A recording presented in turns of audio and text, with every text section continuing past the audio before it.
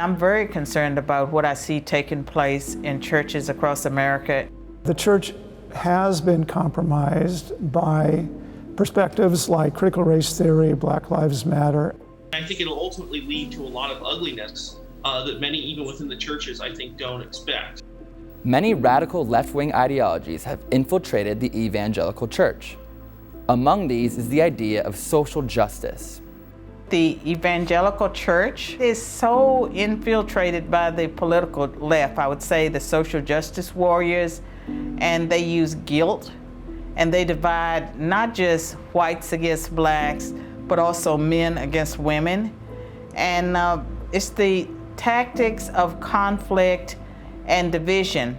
I think what you're seeing with this kind of woke invasion of even the church is how it warps the original message of Christianity, of Christ. I mean, that's what is so disconcerting about this. It is injecting essentially a secular ideology into the church itself and changing its message fundamentally. Obviously, the church has enormous influence on American society. For those who are woke or believe in social justice, they know that the church is an institution that they must control to fundamentally transform America.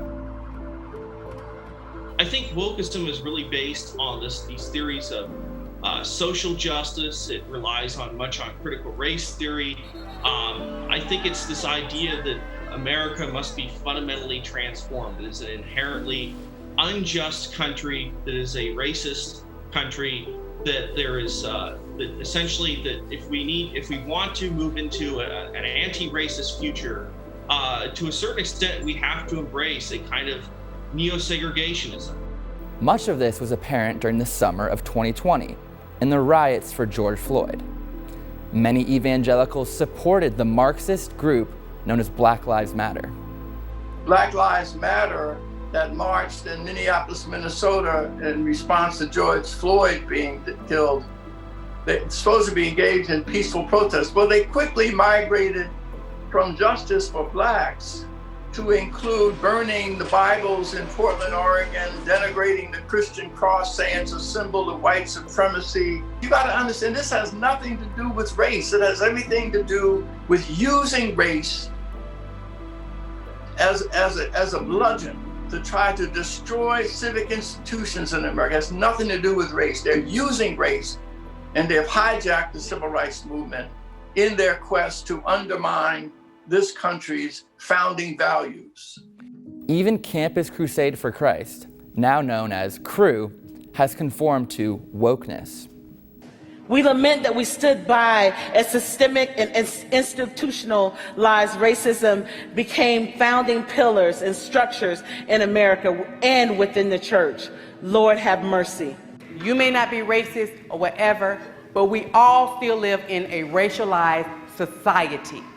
Even though you don't see slaves out here, even though you don't Jim Crow, you don't see the signs and all of that anymore.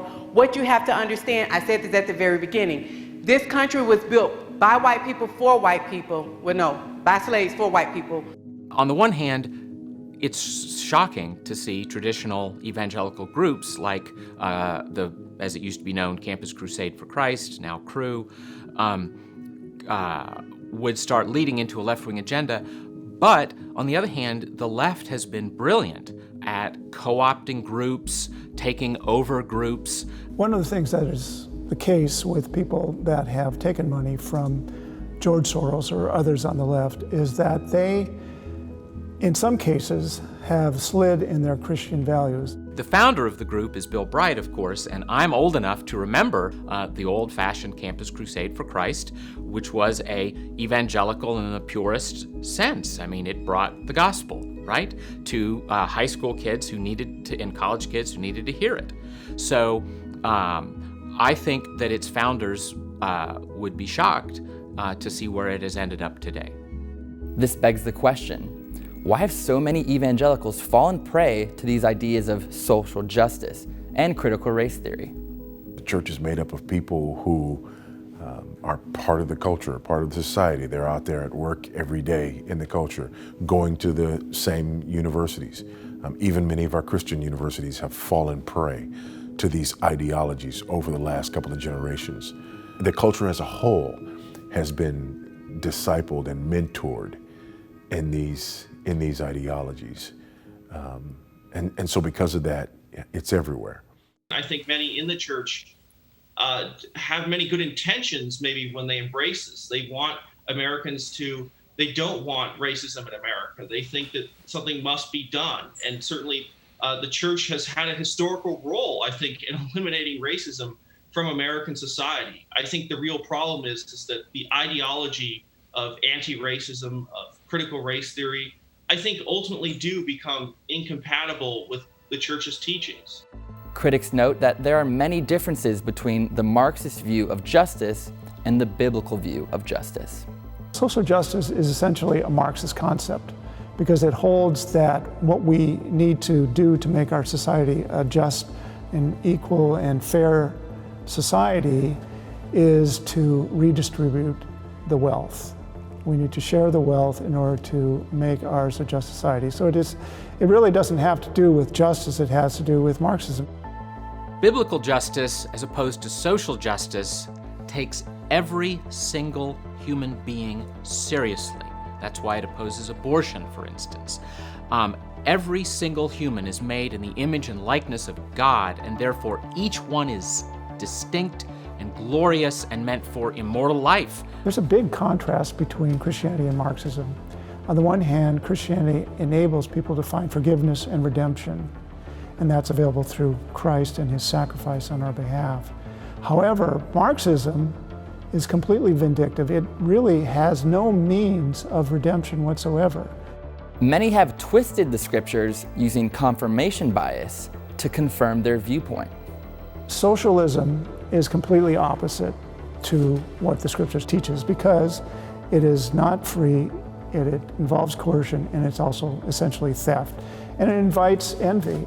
In the Bible, Jesus talks about unity, and we know that by our love for one another, we're supposed to be recognizable. We're supposed to be the fragrance in the world. We're supposed to be the light.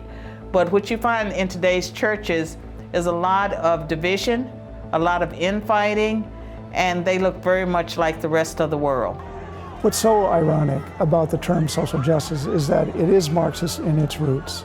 And Marxism has been the least just theory that we've seen in the last century at least. Over 100 million people have died because of socialism, because of Marxism, because of communism. It's all the same thing. And so the human cost is enormous. We have to stand firm in the truth of the Word of God and fight off these bad ideologies that have slowly crept into the church. I think wokeism in the church is incredibly divisive. I mean, even the most basic aspects of its ideology that oftentimes separates Americans based on their race.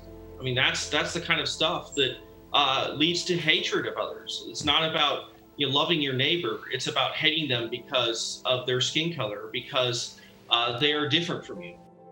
Ultimately, our response has to be clear.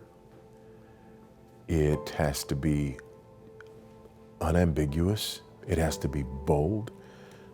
Ultimately, we have to recognize that we are at war. We're not at war with people.